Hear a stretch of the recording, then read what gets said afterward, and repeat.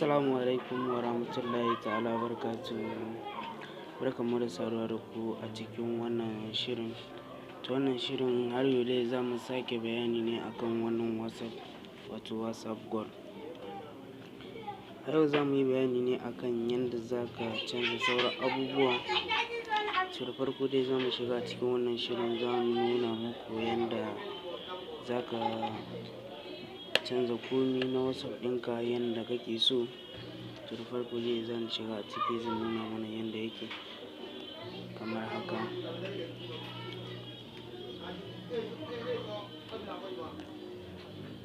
Bayan ya zo maka a haka, za ka taɓa wannan blue ɗin, da ka taɓa shi kamar haka.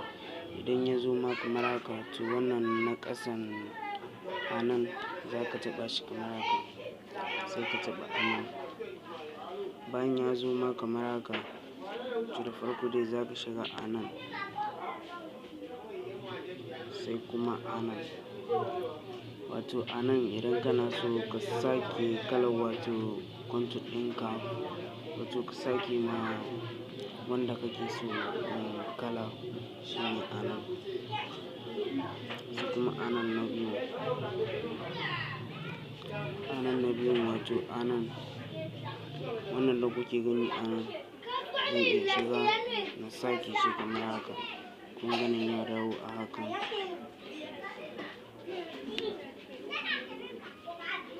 Duk wanda kake so za ka iya zaɓa daga cikinsu.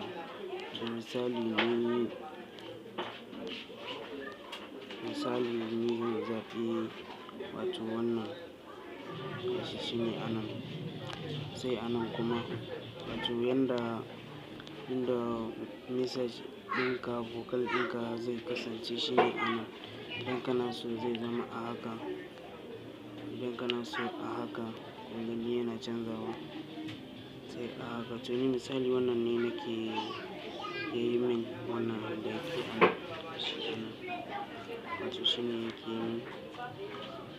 Sai kuma a kan nan, wato za ka iya ƙarawa rubutu girma ko ka rage kamar haka, sai yadda kake so za ka iya yi.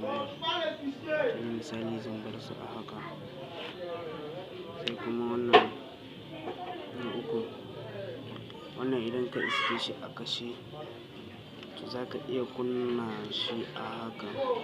Wato a nan na farkon yana nufin idan mutum ya yi maka message, a dabran message ɗin shi za ka ga hoton nashi a dabra.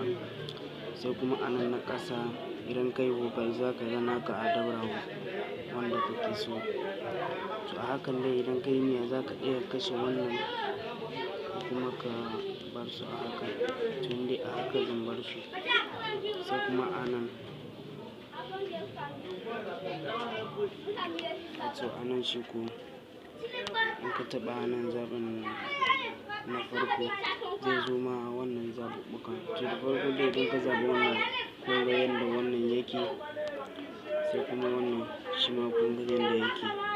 To daga cikinsu za ka zaɓi wanda kake so. To ni misali wannan ne ya fi min kyau. Sai kuma wannan shi ko a nan, shi a nan.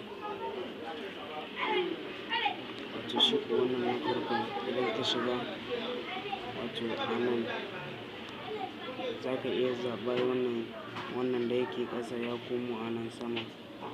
Bara na maida shi yadda yake. Wato kun ga a nan ne yake ƙasa.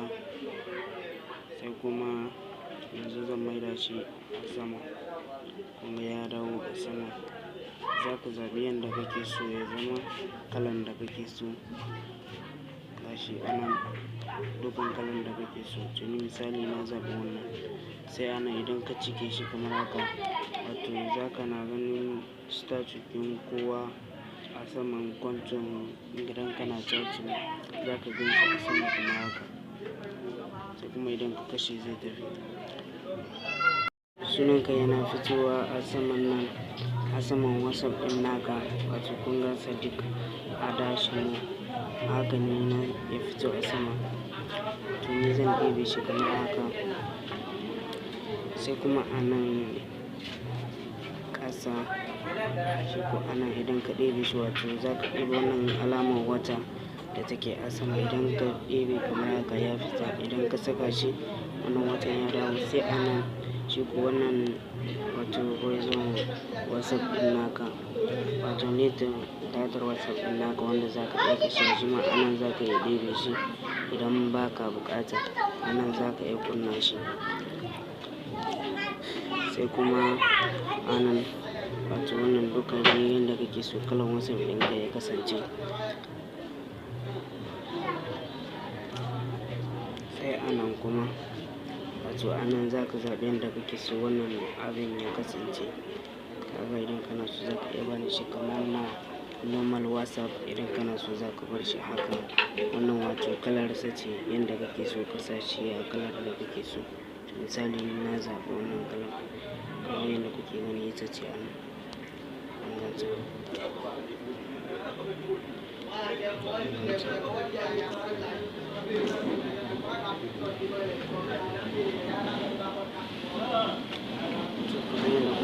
Kun ga wannan WhatsApp ɗin yadda ya dawo a nan inda ake saka wato wannan horizon ɗin WhatsApp shi ne a nan.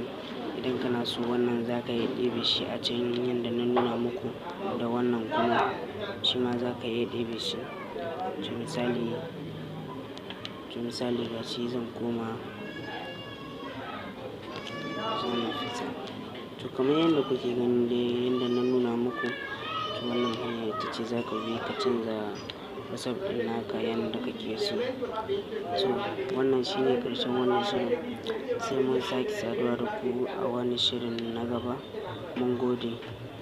Da Allah idan wannan bidiyon ya yi muku kyau, kada ku manta ku danna masa alamar like, kana ku je ku danna alamar ƙararrawa domin samun sababbin shirye-shirye mai mun ɗaura akai-akai.